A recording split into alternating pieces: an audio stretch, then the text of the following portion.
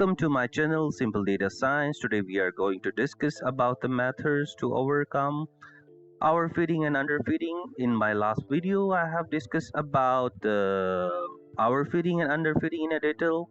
So now we will go for solutions. That what are solution, how to overcome.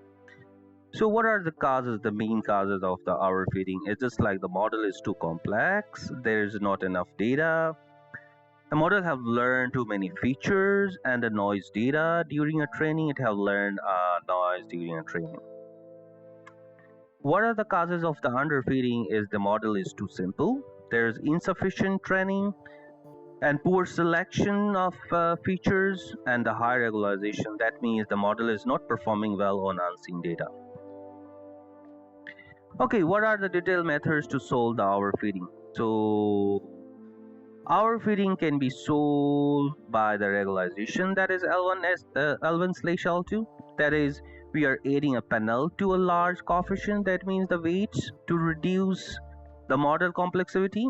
So the regularization is further divided into two methods. That is the L1 regularization, that is the Lasso. What we are doing, that we are trying to add an absolute value of coefficient as a penalty term to loss function. So here you can see this point highlights that we use the L1 when we want to ignore the irrelevant feature, the features which are not important. We are using this method, and through this method we are encourages the sparsity. That means making a less dense. So in L2, the ridge method, what we are doing, that we add a squared value of the coefficient as a penalty, and L2 is used to smoothen the weights and reduce the effects of one feature dominating the prediction. That means that we are trying to reduce the dominance of one feature. Okay, further methods are like dropout. In a dropout, we are randomly disable the neurons during a training to prevent our resilience. So in this method, we are just trying to reduce the disable the neurons during a training to prevent our resilience. Third method is the one of the famous methods, that is the data augmentation. I have used in a lot of times, that we as we have discussed previously, that we don't have enough data, insufficient data, then become the overfitting. In order to overcome this problem, we are generating more training samples by transferring the existing ones. It's just like for image classification, we are flipping and taking its data and rotating, taking its data. It's just like that to make more samples for training. And the fourth method is like early stopping. What we are doing is that we are, whenever there's a validation error gets started to increase, so we are trying to stop the training. We know that there's something wrong going on.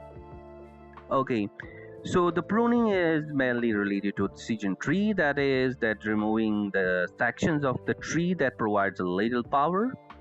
And the fifth method is the one of the famous methods as well, the cross validation. We are just dividing a data into different folds, and what we are doing is that we are trying to train a model on a different folds, and taking at the end, what we are doing is that we are taking the average of it.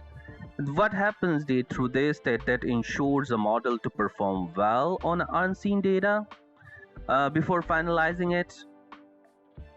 So these are our fitting methods.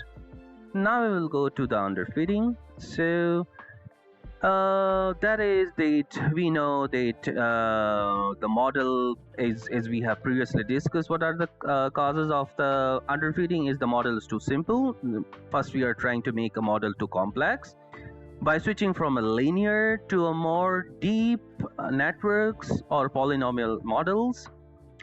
The second method is also the famous method, that is the feature engineering. We use to transform or add features in order to have better captures of patterns.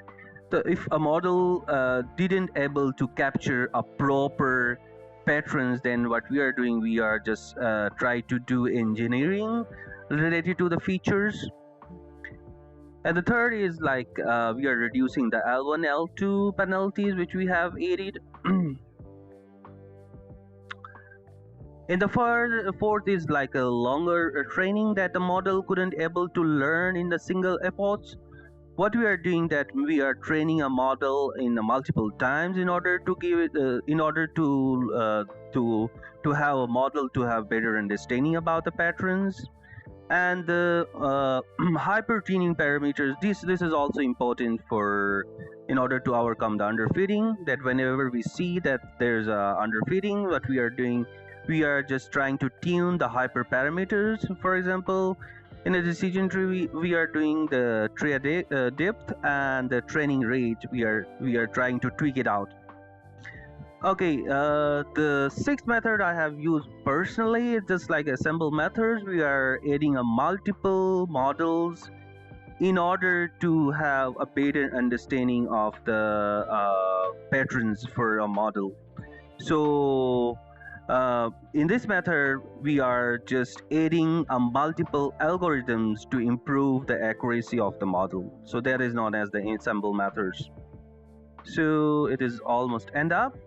So thank you so much for your time. Do subscribe, like, and comment. Thank you so much.